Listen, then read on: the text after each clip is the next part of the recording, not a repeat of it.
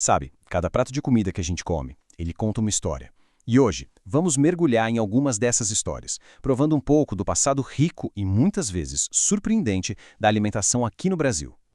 É exatamente essa a pergunta que vai guiar a gente. Vamos explorar as histórias que a comida no Brasil tem para nos contar. Histórias de ciência, de sociedade, de rituais, tudo isso com base em uma coleção fascinante de textos históricos. Antes da gente pensar em comida como cultura, como receita de família, a gente precisa lembrar de uma coisa. Comida é, antes de tudo, biologia. E como vamos ver, os primeiros pensadores tinham umas ideias bem curiosas sobre o que rolava dentro do nosso estômago. Imagina só ler uma coisa dessas na época. O pavor que não devia dar. A higiene não era só um capricho, era uma questão de vida ou morte. A preocupação com os perigos que ninguém via na água era algo que tirava o sono de muita gente. Mas olha que interessante. Enquanto muitos se preocupavam com o que estava na água, a ciência já começava a desvendar o incrível laboratório químico que a gente carrega por dentro. Já se identificavam enzimas essenciais, sabe, verdadeiras operárias que transformam o que a gente come na energia que nos move. E essa ciência foi revelando um verdadeiro campo de batalha microscópico dentro da gente. De um lado, os micróbios amigos, que dão aquela força para digerir tudo. Do outro, os inimigos, que podiam literalmente nos envenenar. Era um equilíbrio super delicado e essencial para a nossa sobrevivência. E para a gente ter uma ideia dos extremos desse sistema todo, olha só este caso, que é quase inacreditável, registrado por um médico da época. Um homem, descrito como poderoso e inteligente, que passou 2 anos inteirinhos sem ir ao banheiro. É uma prova impressionante de como o corpo humano é complexo e, às vezes, um completo mistério. Mas a comida, claro, não é só sobre o que acontece dentro de nós. Ela define como a gente interage. Então vamos sair agora do mundo interior do corpo e ir para o mundo exterior da sala de jantar, um lugar onde as regras da mesa diziam tudo sobre o status e a ordem social. Nas casas mais ricas, um jantar era praticamente uma peça de teatro. Um evento todo coreografado, com regras bem rígidas, onde a refeição ia passando de um cômodo para o outro, do prato principal à sobremesa e depois ao café. Cada etapa tinha o seu próprio cenário. Só que essa formalidade toda tinha um contraste brutal com a vida no sertão.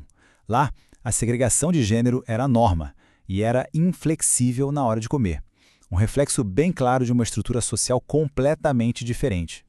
E claro, tinha aqueles momentos em que toda a etiqueta era simplesmente jogada pela janela.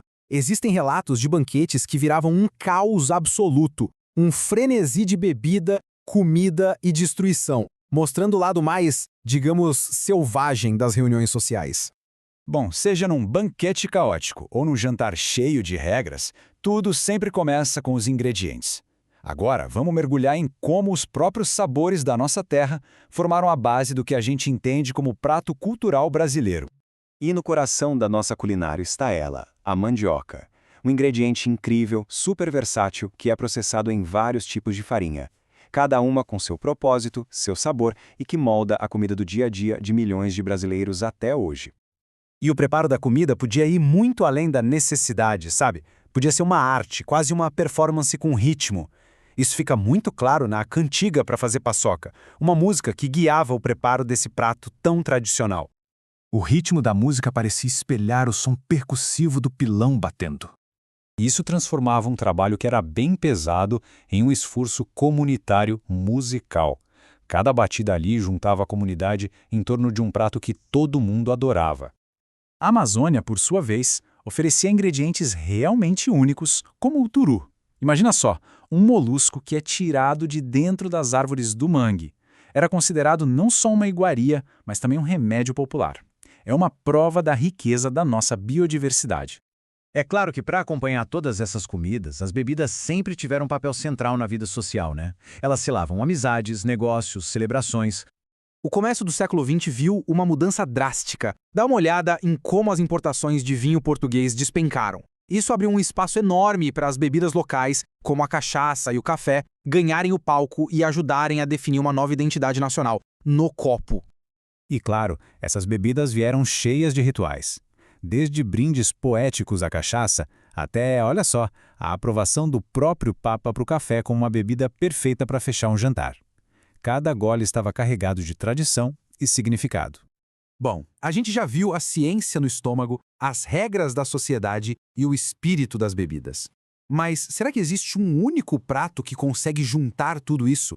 Um prato que possa representar a alma de uma nação? Uma anedota muito famosa sugere que sim. Durante um jantar no Brasil, o grande Albert Einstein, o homem que via a relatividade em tudo, provou um prato afro-brasileiro rico e complexo, o vatapá, e declarou que tinha encontrado o absoluto.